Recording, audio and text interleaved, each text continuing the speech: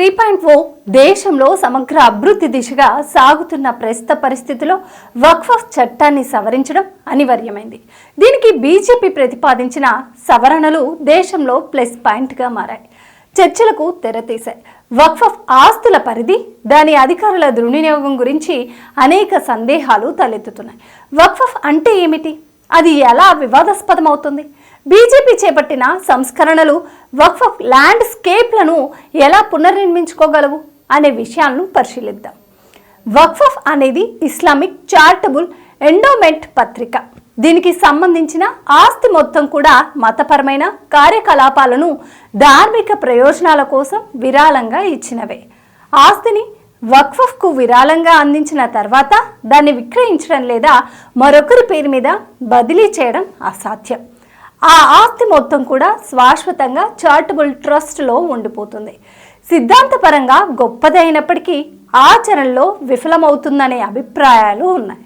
విరాళంగా ఇచ్చిన ఆస్తులు దుర్వినియోగం జరుగుతుందని, చట్టవిరుద్ధమైన క్లెయిమ్లు సంభవిస్తున్నాయనే ఆరోపణలు విస్తృతంగా వినిపిస్తాయి. వక్ఫ్ ఎదుర్కొంటున్న ప్రాథమిక వివాదాల్లో ఒకటి, దాని పరిధిలో క్లెయిమ్ చేసిన ఆస్తుల మొత్తం సరైన డాక్యుమెంటేషన్ లేదా ధృవీకరణ అనేది లేకుండానే దేశవ్యాప్తంగా ప్రైవేటు భూములు మొదలుకొని రియల్ ఎస్టేట్ వరకు వేల ఎకరాలు వక్ఫ్కు చెందినవిగా గుర్తించారనే వివాదాలు తరచూ తలెత్తుతుంది. వ్యక్తిగత ఆస్తులు సైతం తమకు తెలియకుండా లేదా తమ అనుమతి లేకుండా వక్ఫ్ బోర్డులకు చెందినవిగా నమోదు చేసినట్లు కొందరు గుర్తించారు. ఇది అనేకసార్లు న్యాయ పోరాటాలకు దారితీసింది. కొన్ని సంవత్సరాలుగా ఇలాంటి వివాదాలు న్యాయస్థానంలో ఉంటున్నాయి. ఈ వక్ఫ్ చట్టాన్ని భూ ఆక్రమణ కోసం దుర్వినియోగం చేస్తున్నారనే ఆందోళనలు జరిగిన సందర్భాలు లేకపోదు. వక్ఫ్ భూమిని వాణిజ్య పరంగా వినియోగించుకోవడం వివాదాస్పద అంశం. వక్ఫ్ ఆస్తులను ధార్మిక ప్రయోజనాల కోసమే మాత్రమే ఉద్దేశించినప్పటికీ వక్ఫ్ భూమిని వాణిజ్య ప్రయోజనాల కోసం ప్రైవేటు సంస్థలకు లీజులు ఇచ్చిన ఉద్దాంతాలు అనేకం. ఒకరు విరాళంగా ఇచ్చిన ఆస్తులను తమకు ఆదాయాన్ని సమకూర్చే వెంచర్గా మార్చుకున్నారనే ఆరోపణలు ఉన్నాయి. ఈ సమస్యల పరిష్కారానికి మోదీ ప్రభుత్వం వక్ఫ్ చట్టానికి సవరణలను ప్రతిపాదించింది. వక్ఫ్ సవరణ బిల్లు కఠినమైన నిబంధనలను ప్రవేశపెట్టడానికి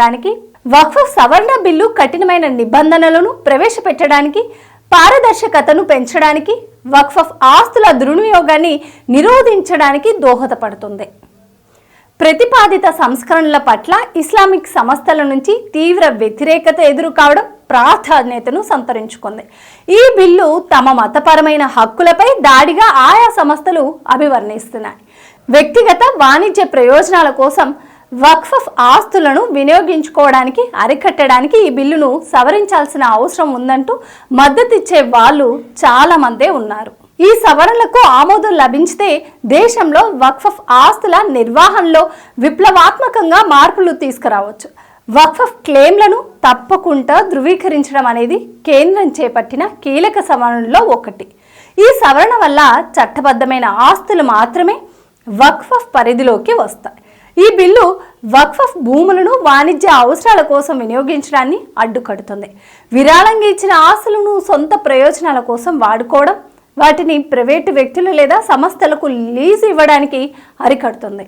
వక్ఫ్ బోర్డు కార్యకలాపాల్లో పారదర్శకతను పెంచడానికి మోదీ ప్రభుత్వం చిత్తశుద్ధితో ప్రయత్నాలు చేస్తుంది. వక్ఫ్ చట్టంలో సవరణలు చేయడం వల్ల మతపరమైన సంఘాలు హక్కులకు ఎలాంటి భంగం వాటిల్లదని కేంద్రం భరోసా ఇస్తుంది. పైగా వాటిల్లో జవాబుదారీతనం పెరుగుతుందని స్పష్టం చేస్తుంది.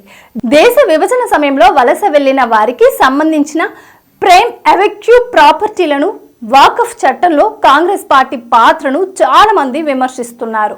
ఈ చర్యతో మెజారిటీ ప్రజలు హక్కులను కాంగ్రెస్ పార్టీ విస్మరించిందని, రాజకీయ లబ్ధి కోసమే మైనార్టీ వర్గాలను సంతృప్తి పరచడానికి ఒక మార్గంగా కాంగ్రెస్ పార్టీ భావించిందనే ఆరోపణలు ఉన్నాయి. Please subscribe Prajna media. Please like, share, subscribe to Pragna Media. Pragna Media, please do like, share and subscribe. Please subscribe to Pragna Media. Please like, share and comment if you like the video. Pragna Media.